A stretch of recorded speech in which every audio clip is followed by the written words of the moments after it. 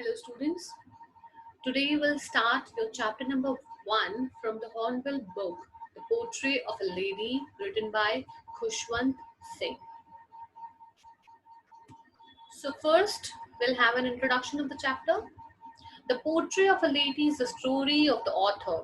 He describes his relationship with his grandmother over the years. He pens down her daily activities and how she evolved as a character as time passed by. He explains her experience. He explains her appearance, which helps create an image in the reader's mind. Now this story portrait of a lady एक author की story है जो author यहाँ पे अपनी सारी चीजें describe कर रहा है. वो डिस्क्राइब कर रहा है अपना रिलेशनशिप अपनी ग्रैंड मदर के साथ, और वो भी सालों से जो चलता आ रहा है. वो उन सारी चीजों को लिखता है इसमें, अपनी डेली एक्टिविटीज को जो वो अपनी ग्रैंड मदर के साथ करता था, और कैसे उसकी ग्रैंड मदर जैसे जैसे टाइम बीतता गया तो कैसे कैसे सामने इवॉल्व होती चली गई, उसकी ग्रैंड मदर के अंदर क्या क्या चेंजेस आए. और वो बहुत अच्छे से इस पूरे पोएम के अंदर एक्सप्लेन करता है अपनी ग्रैंड मदर की अपीयरेंस कैसी थी. ठीक है, और उस अपीयरेंस को उन हम रीडर्स के माइंड में वो एक एक बहुत ही अच्छी इमेज बनाकर पेश करता है. सो with this introduction let's start the chapter. My grandmother, like everybody's grandmother, was an old woman. She had been old and wrinkled for the 20 years that I had known her. People said that she had once been young and pretty and had even had a husband, but that was hard to believe. My grandfather's portrait hung above the mantelpiece in the drawing room. He wore a big turban and loose fitting clothes. Now, class, यहाँ पे author explain कर रहा है अपनी grand mother के बारे में. वो बोल रहा है कि मेरी ग्रैंड मदर, जैसे कि सबकी ग्रैंड मदर होती हैं, वो एक ओल्ड वुमन थी. वो काफी ओल्ड थी और उनका फेस रिंकल्ड था. रिंकल्ड मतलब उनके फेस के ऊपर लाइंस आ जाना. वो बोलता है 20 साल से जब से मैं उनको जानता हूँ वो मुझे ऐसी ही नजर आती थी, ओल्ड और फेस में बहुत सारे रिंकल. लोग कहते थे कि एक टाइम था जब वो बहुत यंग थी, जवान थी और बहुत प्रिटी थी, और उनका एक हस्बैंड भी था. लेकिन मुझे इस बात पे बिलीव नहीं होता कि मैंने तो बचपन से उनको ऐसे ही देखा है, हमेशा से उनको ओल्ड ही देखा है. और जो मेरे ग्रैंडफादर थे उनका portray mental peace, drawing room के मेंटल पीस के ऊपर टंगा हुआ था. Now what do you think by portray class? Portray is basically a painting और अ पिक्चर ऑफ पर्सन. ठीक है, और मेंटल पीस होता है आपका फायर प्लेस के ऊपर जो एक स्ट्रक्चर बना होता है लकड़ी का या मार्बल का या स्टोन का. ठीक है, जिससे वो पूरा कवरिंग होती है फायर प्लेस को, वो that is called mental peace. तो उसी फायर प्लेस के मेंटल पीस के ऊपर उसके ग्रैंडफादर का पोर्ट्रे टंगा रहता था. और उसके पोर्ट्रेट से पता चलता था, ऑथर यहाँ बताता है कि उन्होंने एक बड़ी सी बिग टर्बन पहनी हुई थी और कपड़े बहुत ही लूज फिटिंग के पहने हुए थे. His long white beard covered the best part of his chest, and he looked at least 100 years old. He did not look the sort of person who would have a wife or children. He looked as if he could only have lots and lots of grandchildren. As for my grandmother, being young and pretty, the thought was almost revolting. She often told us of the game she used to play as a child. That seemed quite absurd and undignified on her part, and we treated it like the fables of the prophets she used to tell us. अब यहाँ पर जो author है वो बोलता है कि जो मेरे ग्रैंडफादर थे उनके पूरे के पूरे बहुत ही लंबी लंबी बियर्ड थी, वाइट कलर की बियर्ड थी जो उनके चेस्ट के पार्ट को भी कवर करती थी. यानी उनके बहुत ही नीचे तक जो उनकी बियर्ड थी वो आती थी, और उनको देख के लगता था कि ये तो बहुत ही 100 साल के होंगे, इतना उनकी एज फोटो में नजर आती थी. और उनकी फोटो देखकर लगता था कि ये इस तरीके के पर्सन नहीं जिनके कोई बच्चे भी होंगे या उनकी कोई वाइफ भी होगी. इनको देख के तो सिर्फ ऐसे ही लगता था कि इनके बहुत सारे पोता पोती ग्रैंड चिल्ड्रन होंगे. और बोलता है कि अगर मैं अपनी ग्रैंड मदर की बात करूं तो वो भी यंग तो थी और एक प्रिटी थी, और उनका यंग होना और उनका प्रिटी होना वो मेरे लिए एक ऐसी थॉट थी. The thought was almost revolting. Revolting देखो यहाँ पे इसका मतलब है कि किसी चीज पर बिलीव ना कर पाना, बहुत मुश्किल होना. बोलता है कि मेरी ग्रैंड मदर का भी यंग और प्रिटी होना मेरे लिए विश्वास करने लायक नहीं था, क्योंकि मैंने उनको हमेशा से ही ओल्ड ही देखा था. फिर वो बोलता है कि मेरी ग्रैंडमदर मुझे हमेशा से कहानियां सुनाती थी, वो सारे गेम्स बताती थी, जब वो छोटी थी तो खेलती थी, तो अपने बचपन की जब कहानी हमें सुनाती थी तो ऐसा लगता था कि ये तो वो कहानियां सुना रही है हमें, फेबल्स ऑफ प्रॉफिट्स की, जो कि वो हमें अक्सर सुनाए, मतलब वो ऐसा लगता था कि वो कहानी सुना रही है कोई, क्योंकि वो रियलिटी उनको लगती नहीं थी। और वो कौन सी कहानी लगती थी, वो कहानी लगती थी fables of the profits. Profits यहाँ पे जब फेबल्स होती है ना, जिन जो कहानियां इमेजिनरी कहानी होती है, उन कहानी के बाद कोई मॉरल निकल के आता है, तो बोलते हैं वो भी ऐसी ही कहानियां ही लगती थी, बिल्कुल सच नहीं लगता था वो। She had always been short and fat and slightly bent. Her face was a crisscross of wrinkles running from everywhere to everywhere. No, we were certain she had always been as we had known her. Old, so terribly old that she could not have grown older and had stayed at the same age for 20 years. She could never have been pretty, but she was always beautiful. She hobbled about the house in spotless white, with one hand resting on her waist to balance her stoop and the other telling the beads of her rosary. अब वो बोलती है अपनी mother, अपनी grand mother का description बताते हुए author यहाँ पे बोलता है कि वो हाइट में बहुत छोटी थी और थोड़ी सी बेंड भी थी, उनकी जो बॉडी थी वो झुकी रहती थी हमेशा से, और उनके फेस पे क्रिस क्रॉस रिंकल्स थे, इतने ज्यादा रिंकल्स थे, पता ही नहीं चल रहा था कि कहाँ से कहाँ जा रहे हैं, ऐसा लग रहा था हर जगह पे रिंकल्स है उनके फेस पे। और जब तक मैं उनको जानता हूँ तो वो बिल्कुल ऐसी ही मुझे दिखाई देती हैं। वो बहुत ओल्ड थी, काफी ओल्ड थी, और ऐसा लगता था कि अब इससे ज्यादा ओल्ड वो नहीं हो सकती, क्योंकि 20 साल से वो इसी एज में है जब से मैंने उनको देखा है। और फिर वो बोलते हैं कि हाँ, वो प्रिटी तो नहीं थी, वो यंग तो नहीं थी, लेकिन वो ब्यूटीफुल थी, शी वॉज ब्यूटीफुल। और वो बोलता है कि घर में वो हॉबिल्ड करती रहती थी। हॉबिल्ड का मतलब होता है ऑकवर्ड तरीके से वॉक करना। जब एक इंसान बूढ़ा हो जाता है और उसकी कमर झुक जाती है तो वो चलने में उसको प्रॉब्लम होती है। तो यहाँ पे वो यही बताते हैं कि मेरी जो ग्रैंड मदर थी वो पूरे घर में हॉबिल्ड करती रहती थी, एक ऑकवर्ड तरीके से चलती रहती थी। और स्पॉटलेस वाइट, यहाँ पे स्पॉटलेस वाइट का मतलब है कि हमेशा वो व्हाइट कलर के कपड़े पहनती थी। तो बोलती थी कि व्हाइट कलर के कपड़े पहने हुए और अपने कमर के ऊपर अपना हाथ रख के अपने स्टूप को बैलेंस करते हुए, यानी जो उनकी जो कमर जो हमेशा झुका के रखती थी ना, तो वो जो कुबड़ सा निकल जाता है कमर के ऊपर, उसको बैलेंस करने के लिए वो अपने कमर में हाथ रख के पूरे घर में घूमती रहती थी। ठीक है, और एक हाथ तो उनका कमर पे होता था और दूसरे हाथ में वो रोजरी के बीज को जपती रहती थी। मतलब वो जो माला होती है ना, भगवान की मालाओं का जो जाप करते हैं, वो पूरा टाइम उन मालाओं का जाप करती रहती थी। Her silver locks were scattered untidily over her pale, puckered face, and her lips constantly moved in inaudible prayer. Yes, she was beautiful. She was like the winter landscape in the mountains, an expanse of the pure white serenity, breathing peace and contentment. अब वो यहाँ पे ये बोलते हैं कि जो उनका जो जूड़ा था, सिल्वर लॉक को जूड़ा बोला गया है क्योंकि उनके बाल पूरे सिल्वर कलर के हो गए थे, व्हाइट हो गए थे, ब्लैक तो थे नहीं। तो बोलता है कि वो जो उनका जूड़ा था ना, वो पूरा का पूरा फैला रहता था, वो अच्छे से टाइट नहीं होता था, पूरे फेस पर उनके फैला रहता था। और उनका वो फेस जो कि पकड़ पकड़ का मीन्स ऐसा फेस जिसमें बहुत सारे रिंकल्स हो।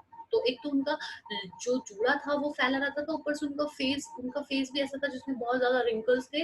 और उनके जो लिप्स थे ना, वो हमेशा उनमें जो है मूव करते रहते थे, क्योंकि वो भगवान की जो प्रेयर्स है वो गाती रहती थी। और इतनी आवाज में कि वो आवाज ज्यादा सुनाई ना दे कि वो क्या बोल रही है, लेकिन मनी मन वो जाप करती रहती थी, भगवान की प्रेयर्स को गाती रहती थी। फिर वो बोलते हैं कि हाँ, वो ब्यूटीफुल थी। वो इतनी ब्यूटीफुल थी जैसे कि पहाड़ों पर, माउंटेन्स पे जो विंटर लैंडस्केप होता है ना, चारों तरफ ठंड का जो मौसम होता है और वो बर्फ जो पड़ी होती है वहां पर, वो बर्फ जो कि क्या लगती है, एकदम बिल्कुल प्योर लगती है, बस चारों तरफ शांति ही शांति नजर आती है। तो उनको देखकर भी वो उतनी ब्यूटीफुल थी कि उनसे हमेशा एक पॉजिटिव वाइब्स आती थी। और ऐसा लगता था कि वो जब सांस भी लेती है ना, तो शांति ही फैलती है। ठीक है, एक कंटेंटमेंट दिखता था। तो इस तरीके से उन्होंने अपनी ग्रैंड मदर को यहाँ पे डिस्क्राइब किया गया है। My grandmother and I were good friends. My parents left me with her when they went to live in the city, and we were constantly together. अब वो बोलते हैं कि मेरी ग्रैंड मदर और ऑथर बहुत अच्छे फ्रेंड्स थे। उनके जो ऑथर के पेरेंट्स थे वो उनको उनकी ग्रैंड मदर के साथ छोड़ के गांव में चले गए थे। और क्योंकि उनके पेरेंट्स शिफ्ट कर गए थे सिटी में, तो वो कंटिन्यूअसली कॉन्स्टेंटली जो है अपनी ग्रैंड मदर के साथ नहीं रहे। उनका बचपन ग्रैंड मदर के साथ रहा और उनके पेरेंट्स शहर चले गए थे। She used to wake me up in the morning and get me ready for school. She said her morning prayer in a monotonous sing song while she bathed and dressed me in the hope that I would listen and get to know it by heart. I listened because I loved her voice but never bothered to learn it. अब यहाँ पे जो author है वो ये बोलते हैं कि वो जब उनके साथ गांव में रहते थे तो रोज सुबह वो उनको उठाती थी और उनको स्कूल के लिए रेडी करती थी।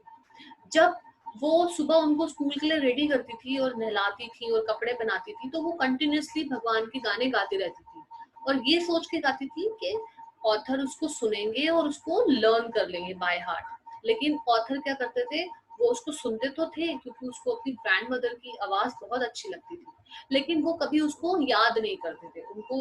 कभी भी उन्होंने बॉदर नहीं किया कि वो उसको लर्न भी करें। Then she would fetch my wooden slate, which she had already washed and plastered with yellow chalk, a tiny earthen ink pot, and a red pen. Tie them all in a bundle and hand it to me. उसके बाद वो क्या करती थी, जब उसको उनको पूरा रेडी कर देती थी तो उनके लिए लकड़ी की स्लेट लेकर आती थी, जिस और एक चौक भी लेकर आती थी और उस स्लेट को पूरा प्लास्टर यानी उनको बैग में रख के अच्छे से उनको स्लेट के साथ साथ चौक भी देती थी, येलो कलर की एक इंक पॉट देती थी, वो मिट्टी का बने हुए बर्तन में एक इंक पॉट देती थी और एक रेड कलर का पेन देती थी और इन सबको एक बंडल में बांध के वो उनको पकड़ा देती थी उनको स्कूल जाने के लिए। After a breakfast of a thick, stale chapati with a little butter and sugar spread on it, we went to school. She carried several stale chapatis with her for the village talks. वो होता है कि उसके बाद हम सुबह उठ के जाते वक्त एक ब्रेकफास्ट करते थे और ब्रेकफास्ट में रात की रोटियां होती थी। उन रोटियों में थोड़ा सा बटर लगा के और उसमें शुगर डाल के वो मुझे देती थी और मैं ये और उसके बाद फिर हम स्कूल के लिए निकल जाते थे। जब स्कूल के लिए हम लोग जाते थे तो वो कुछ और रात की बनी हुई जो बासी रोटियां थी वो अपने साथ रख लेती थी, जो कि वो रास्ते में मिलने वाले जो डॉग्स हैं उनको खिला सके। My grandmother always went to school with me because the school was attached to the temple. The priest taught us the alphabet in morning prayer, while the children sat in rows on either side of the veranda singing the alphabet or the prayer in a chorus. My grandmother sat inside reading the scriptures. When we had both finished, we would walk back together. This time, the village dogs would meet us at the temple door. अब यहाँ पे वो बोलती है कि जो उनकी grand mother थी वो हमेशा से उनके साथ स्कूल जाती थी। और क्यों जाती थी, क्योंकि उनके स्कूल के बगल में ही जो स्कूल जो है वो एक टेम्पल के साथ अटैच था, एक मंदिर के साथ अटैच था। और जो प्रीस्ट थे उस टेम्पल के वो उनको अल्फाबेट्स और मॉर्निंग प्रेयर्स सिखाते थे बच्चों को। अब जब बच्चे एक वरांडा में बैठकर एक रॉ में बैठते थे पूरे और उस रॉ में क्या करते थे, बैठकर वो लोग अल्फाबेट्स गा रहे होते थे और भगवान की प्रेयर्स गा रहे होते थे। तो वो लोग वरांडा में बैठकर ये सब कर रहे होते थे और उनकी जो ग्रैंड मदर थी वो टेम्पल के अंदर बैठकर स्क्रिप्चर्स पढ़ रही होती थी, जो भगवान की किताबें होती है, जो वेद होते हैं, इन सबको पढ़ रही होती थी। तो बोलते थे कि पूरा टाइम मैं बाहर वरांडा में पढ़ रहा था तो मेरी ग्रैंड मदर टेम्पल के अंदर स्क्रिप्चर्स पढ़ रही होती थी और जब हम दोनों का ये काम खत्म हो जाता था तो हम दोनों साथ में ही घर जाते थे। और घर जाते वक्त जब हम जा रहे होते थे तब हमें मिलते थे गांव के कुछ डॉग्स, जो कि हमें टेम्पल के दरवाजे पे ही मिल जाते थे। क्यों मिलते थे? क्योंकि उनको बासी रोटी जो है उसके उसके इंतजार में वो लोग जो है उनके टेम्पल के डोर पे ही मिल जाते थे। They followed us to our home, growling and fighting with each other for the chapatis we threw to them. When my parents were comfortably settled in the city, they sent for us. That was a turning point in our friendship. Although we shared the same room, my grandmother no longer came to school with me. I used to go to an English school in a motor bus. There were no dogs in the streets, and she took to feeding sparrows in the courtyard of our city house. अब वो बोलता है कि जब हम घर जा रहे होते थे तो वो जो डॉग टेम्पल के दरवाजे में हमारा वेट कर रहे होते थे वो हमारा पीछा करते थे, और हमारे पीछे करते हुए वो ग्राउल करते थे, मतलब एक बहुत ही गले से आवाज निकालते थे, घुर्राते थे, और आपस में लड़ते थे। क्यों लड़ते थे? उन चपातीस के लिए। जो चपाती मेरी ग्रैंड मदर उनके ऊपर खाने के लिए उनको फेंकती थी, वो उन चपातीस के ऊपर लड़ते थे और घुर्राते थे। बोलता है वो एक टाइम था हमारे मेरे बचपन के स्कूल टाइम का। बोलता है लेकिन मेरे पेरेंट्स जो हैं वो सिटी में बहुत अच्छे से सेटल हो गए थे। अब क्योंकि वो सेटल हो गए थे तो उन्होंने हमें शहर बुला लिया। जब उन्होंने हमें शहर बुलाया तो वो मेरी और मेरी ग्रैंड मदर की जो फ्रेंडशिप थी उसके बीच में एक टर्निंग पॉइंट था। क्यों टर्निंग पॉइंट था? कि इसलिए क्योंकि शहर में आने के बाद भी हम एक ही रूम में रहते थे, हम एक ही रूम शेयर करते थे, लेकिन अब मेरी ग्रैंड मदर मेरे साथ मुझे स्कूल छोड़ने नहीं आती थी। और अब मैं एक इंग्लिश स्कूल में जाता था, वो भी मोटर बस में जाता था। और ना ही अब हमें गलियों में कोई डॉग्स मिलते थे जिन्हें हम रोटियां खिला सके। बोलता लेकिन मेरी अब जो ग्रैंड मदर थी, उन्होंने घर जो हमारा सिटी का जो हाउस था वहीं पर एक जो कोर्टयार्ड बना हुआ था, पूरा जो वरांडा बना हुआ था, उस वरांडा में बहुत सारे स्पैरोज जो बर्ड्स हैं वो आते आके बैठते थे और वो उनको दाना देती थी, उनको खाना खिलाती थी। तो अब डॉग्स की जगह उन्होंने स्पैरोज को खाना खिलाना शुरू कर दिया था उनकी ग्रैंड मदर ने। As the years rolled by, we saw less of each other. For some time, she continued to wake me up and get me ready for school. When I came back, she would ask me what the teacher had taught me. I would tell her English words and little things of Western science and learning, the law of gravity, Archimedes' principle, the world being round, etc. This made her unhappy. She could not help me with the lessons.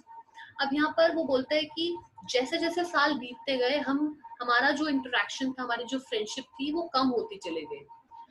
वो बोलता है क्यों कम हो गई? क्योंकि शहर में आने के बाद कुछ टाइम तक तो जो मेरी ग्रैंड मदर थी वो मुझे रोज सुबह उठाती थी और मुझे स्कूल के लिए रेडी करती थी। और जब मैं वहां से वापस आता था स्कूल से तो वो मुझसे पूछती थी कि टीचर ने क्या पढ़ाया, और मैं उनको कुछ इंग्लिश वर्ड्स बताता था, उनको वेस्टर्न साइंस के बारे में बताता था जो मैंने सीखा, जैसे कि लॉ ऑफ ग्रेविटी हो गया या आर्किमिडीज का सिद्धांत हो गया, जैसे कि वर्ल्ड पूरा गोल है। ये सब चीजें जब मैं उनको बताता था तो ये सुनकर वो दुखी हो जाती थी, क्योंकि अब वो मेरे लेसन्स में मेरी हेल्प नहीं कर सकती थी, क्योंकि वो ऐसी चीज मैं उनको बता रहा था जो उनको नहीं आती थी। She did not believe in the things they taught at the English school and was distressed that there was no teaching about God and the scriptures. One day I announced that we were being given music lessons. She was very disturbed. To her, music had vivid associations. It was the monopoly of harlots and beggars and not meant for gentlefolk. She said nothing, but her silence meant disapproval. She rarely talked to me after that. अब वो बोलता है कि जो मेरी grand mother थी वो उन सारी चीजों पे बिलीव नहीं करती थी जो मुझे उस इंग्लिश स्कूल में सिखाते थे, बल्कि वो इस बात को लेकर बहुत टेंशन में थी कि वो उस स्कूल में भगवान के बारे में कुछ नहीं बताते, स्क्रिप्चर्स के बारे में कुछ नहीं सिखाते। और वो बोलता है कि एक दिन जब मैंने स्कूल से आके ये अनाउंस किया कि हमें म्यूजिक सिखाते हैं स्कूल के अंदर, तो वो बहुत ज्यादा डिस्टर्ब हो गए, क्योंकि उनको लगता था कि जो म्यूजिक सीखना है ये ल्यूड एसोसिएशन है। ल्यूड एसोसिएशन मतलब एक इनडिसेंट चीज है, एक ऐसी चीज जो बिल्कुल भी अच्छी नहीं है। उनको लगता है म्यूजिक सीखना एक अच्छे लोगों का काम नहीं है। जो लोग गाने बजाने का काम करते हैं या जो भिखारी बैगर्स होते हैं, उन लोगों का काम है ये। जो एक अच्छे लोग होते हैं ना, जो जेंटल फोक होते हैं, जिनका जन्म एक जिनका नोबल बर्थ होता है, उन लोगों के लिए गाना बजाना सही नहीं है। तो ये सुनने के बाद उनकी ग्रैंड मदर ने कुछ नहीं बोला उनको, लेकिन उनका जो साइलेंस था उनकी ग्रैंड मदर का, उससे साफ पता चल रहा था कि वो म्यूजिक सीखने के खिलाफ थी। उसके बाद वो अपने ग्रैंडसन, अपने पोते से उन्होंने बात करना बहुत ही कम कर दिया, बहुत ही कम वो उनसे बात करती थी। When I went up to the university, I was given a room of my own.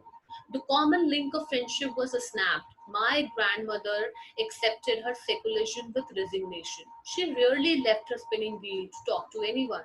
From sunrise to sunset, she sat by her wheel, spinning and reciting prayers. Only in the afternoon, she relaxed for a while to feed the sparrows.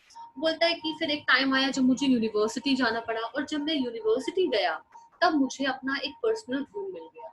और उस room के बाद अब मैं अपनी grandmother के साथ नहीं रहता था, और अब जो एक कॉमन लिंक था हमारी फ्रेंडशिप का, वो पूरी तरीके से टूट गया।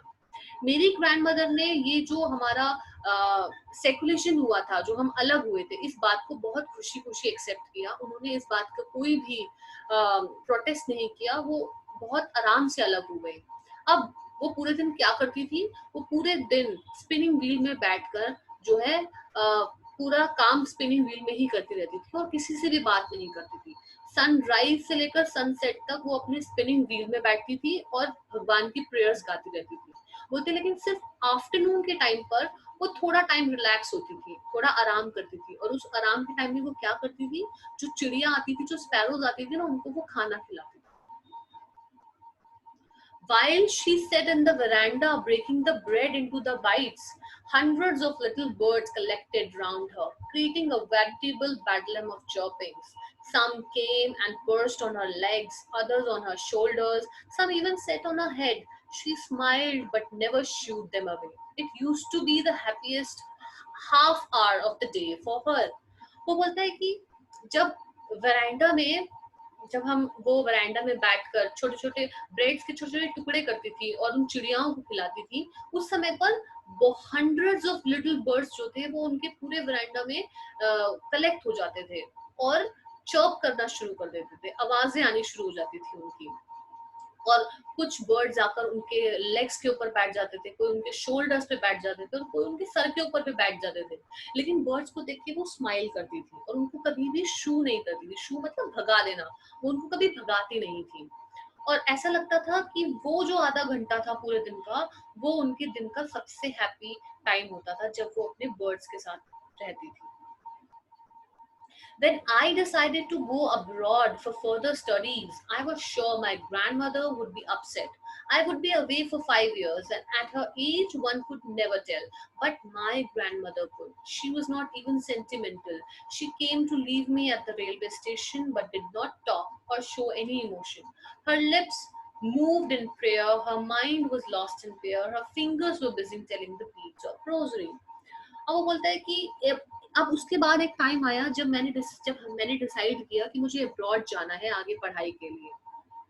बोलता है वो टाइम था कि मैं बिल्कुल श्योर था कि मेरी ग्रैंड मदर अपसेट हो जाएंगी, और क्योंकि मैं 5 साल के लिए दूर जा रहा था उनसे, और उनकी एज में हर कोई भी जो है वो अपसेट हो ही जाता, लेकिन मेरी ग्रैंड मदर जो थी वो उस समय बिल्कुल भी सेंटिमेंट नहीं हुई। वो बल्कि मुझे रेलवे स्टेशन तक छोड़ने आई। वहां पे उन्होंने कुछ भी बात नहीं की, कोई भी इमोशन मुझे नहीं दिखाया। उस समय उनके जो लिप्स थे वो प्रेयर में मूव कर रहे थे, उनका जो माइंड था प्रेयर में लॉस्ट था। इवन उनके फिंगर्स भी वो मालाओं का जाप कर रहे थे। She was busy in telling the beads of her rosary. तो वो मालाओं के जाप करने में उनके फिंगर्स बिजी थे, लेकिन उस समय भी उन्होंने कुछ नहीं बोला और ना ही अपने इमोशंस मुझे दिखाए। Silently, she kissed my forehead, and when I left, I cherished the moist imprint as perhaps the last sign of physical contact between us. But that was not so. After 5 years, I came back home and I was met by her at the station. She did not look a day older. She still had no time for words. And while she clasped me in her arms, I could hear her reciting her prayers. Even on the first day of my arrival, her happiest moments were with her sparrows, whom she fed longer, and with frivolous rebukes. Now अब class वो बोलते हैं कि जब वो जा रहे थे तो वो क्या करते हैं, साइलेंटली उनकी ग्रैंड मदर उनके फॉरहेड को किस करती है, और वो किस करने की वजह से वो जो एक मॉइस्चर सा उनके फेस पर पड़ता है ना, वो बोलते हैं कि मुझे ऐसा लग रहा था कि शायद ये फिजिकल कांटेक्ट मेरी ग्रैंड मदर के साथ मेरा लास्ट है, क्योंकि वो इतनी ओल्ड थी कि अगर मैं 5 साल बाद आऊं तो क्या पता वो ना रहे। बोलता है लेकिन ऐसा नहीं हुआ। 5 साल बाद जब मैं आया और मैं घर आने लगा तो वो मेरा स्टेशन पे ही वेट कर रही थी, और जब मैंने उनको देखा तो वो एक दिन भी बूढ़ी नहीं नजर आ रही थी, वो बिल्कुल सेम वैसी दिख रही थी जैसे मैं उनको छोड़ के गया था। बोलता है कि जब मैं उस दिन भी उनसे मिला तभी भी उनके पास कोई वर्ड्स नहीं थे, उन्होंने कुछ नहीं बोला, उन्होंने सिर्फ क्या किया, मुझे गले से लगा लिया, और जब मैंने उनको गले से लगाया तो मैं उनकी जो भगवान की प्रेयर्स थी वो सुन रहा था। इवन जो मेरा फर्स्ट डे था मेरे अराइवल का, जब मैं पहुंचा तभी भी वो अपने स्पैरोज के साथ बिजी थी, उनको खाना खिला रही थी और वो बहुत खुश नजर आ रही थी। ठीक है, उनके साथ जिनको वो हमेशा से ही खाना खिलाती रहती थी बिना किसी फेवरस रिव्यूज के। फ्रिवलस रिव्यूज का मतलब होता है डिसअप्रूवल, मतलब बिना मनाही के। वो कभी भी इस चीज को मना नहीं करती थी, वो हमेशा से अपने बर्ड्स को खाना खिलाती थी। Okay, so with this we come to an end of this chapter of part